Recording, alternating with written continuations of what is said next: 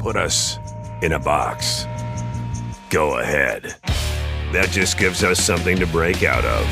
Because the next generation 2025 GMC Terrain Elevation is raising the standard of what comes standard. As far as expectations go, why meet them when you can shatter them? What we choose to challenge, we challenge completely. We are professional grade. Visit GMC.com to learn more. Summer's here, and Nordstrom has everything you need for your best dress season ever. From beach days and weddings to weekend getaways and your everyday wardrobe. Discover stylish options under $100 from tons of your favorite brands like Mango, Skims, Princess Polly, and Madewell. It's easy, too, with free shipping and free returns, in-store order pickup, and more. Shop today in stores, online at Nordstrom.com, or download the Nordstrom app. It's a Minimalist Monday edition of Optimal Living Daily. Who are you without all your stuff? By Kerri Richardson of KerriRichardson.com. And I'm Justin Malik. I'm going to keep this intro nice and minimal for Minimalist Monday, so let's get right to it and continue optimizing your life. Who are you without all your stuff? By Kerri Richardson of KerriRichardson.com. Imagine a moving company comes into your home, packs up every item you own, and I mean everything, including the clothes on your back, and puts it all in storage. How do you think you'd handle that level of exposure and vulnerability? I've been riveted by a new show on Bravo TV called Stripped, where participants volunteer for this exact scenario. For a variety of reasons, they choose to have everything they own taken from them and put into storage for 21 days. This includes the keys to their car, all technology, money, clothes, food, toiletries, furniture, etc. They're given water, toilet paper, and MREs, meals ready to eat, for their basic survival. Every day, each participant can choose one item from storage, but they must walk half a mile to the container. That means on day one, they're walking with no clothes or shoes. People have been very creative, covering themselves with large plant leaves or trash they find along the way. They can ask people for money or find ways to earn it, but that money can only be used for food or transportation. The idea is to strip them of all their vices, distractions, and shields to see how they operate on the bare necessities. One woman learned how self-critical she was when she found it difficult to leave the house without a quote-unquote proper outfit and no makeup. One man learned how unworthy he felt of his wife's love and that he feared never being enough for her. One woman had to face the reality that it was time for a difficult conversation with her father. Another woman feared being forgotten by her friends because she couldn't be in constant contact with them. As each person chooses one item a day to retrieve, they quickly learn what their priorities are and can then evaluate how aligned those priorities are or aren't with the vision they have for their life. What makes someone choose a cowboy hat over soap or stiletto heels over a mattress? It's a fascinating experiment to watch. When you think about being stripped of all your belongings, how does it make you feel? Are you stressed, terrified, excited? What are you relieved to be relieved of? There's a sense of freedom that comes with clear spaces, yet there's also the likelihood of your mind getting crowded. When you sit in a stark, empty room, the only thing you have is your thoughts, and that can be terrifying for some people. As one participant said, quote, "I have no choice but to feel all the emotions I usually distract myself from," end quote. And what a powerful discovery this invites, that those emotions we're so afraid to feel are, in fact, fleeting when we let them in instead of trying to keep them out. You see, the clutter is actually your resistance, not the emotions. Whether physical, emotional, or mental, spending time with your clutter and learning from it is where your power lies, not in ignoring it or running from it. When you clear out that which no longer serves you, you open yourself to powerful insight while making space to welcome in that which you desire. Try and put yourself in the scenario of this television show. What would you choose on day 1, day 9, day 21? For shits and giggles, consider listing out the 21 items you'd choose and then see what your choices say about you. What are the items you thought were important, but that remain in storage at the end of the experiment?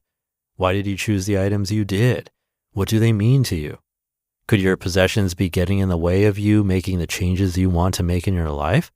Maybe they're preventing you from even knowing what those changes are. That has certainly been the case for many of the show's participants thus far.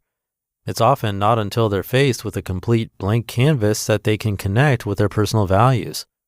You don't have to go through such an extreme experiment to get in touch with your values, however. Instead, you can challenge yourself to a miniature version. So try this. Number 1, choose a category of items you own. It might be clothes, toiletries, makeup, shoes, purses, ties, jewelry, or anything else you feel you have an excess of. Choose a category that feels difficult to limit. Number 2, for 1 week, pay attention to what you use or wear versus what you don't, then separate them from one another. For example, hang everything you regularly wear in one half of your closet and everything else in the other half. Or put your frequently used makeup in one container and leave the rest in another. Make it so the items you don't use often aren't as easily accessible as your go-to pieces. Number 3, now in week 2, only allow yourself to use those frequently used items you identified in week 1. This will begin to show you what you could live without. Number 4, make note of how you feel or what thoughts come up for you as you realize those other items cannot be in the rotation. Are you annoyed, relieved, indifferent? And number 5, at the end of week 2, spend 15 minutes journaling about your experience. Did anything come up that surprised you? How did it feel to be limited with what you could use or choose? Did it help you identify some things you're ready to let go of? What did you learn about yourself? At the end of each episode of Stripped, the viewer is told how many items the participant let go of as a result of their experience. One woman donated 35 pairs of shoes, and one couple donated 1,000 pieces of clothing. It's incredibly liberating to be freed from the weight of too much stuff, but it can also be uncomfortable, particularly if you use clutter as a safety net, a boundary, or an excuse. And before you scoff at that idea, keep that in mind as you review the journaling you do at the end of the exercise. Most people who use clutter in this way don't realize they're doing it. Instead, they simply wrestle with not being able to move their lives forward and can't seem to figure out why. And that is the power of uncovering the message in the mess. Looking at clutter this way, whether books, clothes, paperwork, draining relationships, or limiting beliefs, can help you heal aspects of your life you've likely struggled with for a long time. You just listened to the post titled, "Who Are You Without All Your Stuff?" by Kerri Richardson of KerriRichardson.com, and I'll be right back with my commentary. If you've shopped online, chances are you've bought from a business powered by Shopify. You know that purple Shop Pay button you see at checkout, the one that makes buying so incredibly easy? That's Shopify. And there's a reason so many businesses sell with it, because Shopify makes it incredibly easy to start and run your business. Shopify is the commerce platform behind 10% of all e-commerce in the US, from household names like Mattel and Gymshark to brands just getting started. Shopify gives you that leg up from day dot with hundreds of beautiful, ready-to-go templates to express your brand style and forget about the code. Tackle all those important tasks in one place, from inventory to payments to analytics and more. If you want to see less carts being abandoned, it's time for you to head over to Shopify. Sign up for your $1 per month trial and start selling today at shopify.com/old. Go to shopify.com/OLD. Shopify.com/old. Today's episode is brought to you by strawberry.me. Feeling a bit stuck professionally even after all your hard work? Maybe you're eyeing a promotion, searching for a more fulfilling job, or just unsure about your next career step. Strawberry.me Career Coaching is here to help you move forward with confidence. They connect you with a certified career coach who truly understands your unique challenges and aspirations. This isn't about generic advice. It's a personalized, collaborative coaching experience focused on your goals. Your coach will help you uncover hidden strengths and develop strategies to stand out and advance faster. They provide guidance and accountability, empowering you to make real, lasting progress. Because knowing what to do is one thing, but having a dedicated coach to guide and support you, that's how significant career growth truly happens. Your next big opportunity is waiting. Let strawberry.me help you get ready for it. Get started today at strawberry.me/old and claim your $50 credit. That's strawberry.me/OLD, because your career success shouldn't wait. Thank you to Kerri. I've actually never heard of that TV show and tried to find it, but no luck finding a service that's streaming it. Definitely an extreme version of decluttering, but it really makes you think. It's interesting that one of the participants said, I have no choice but to feel all the emotions I usually distract myself from. I'm sure we could both relate to that one.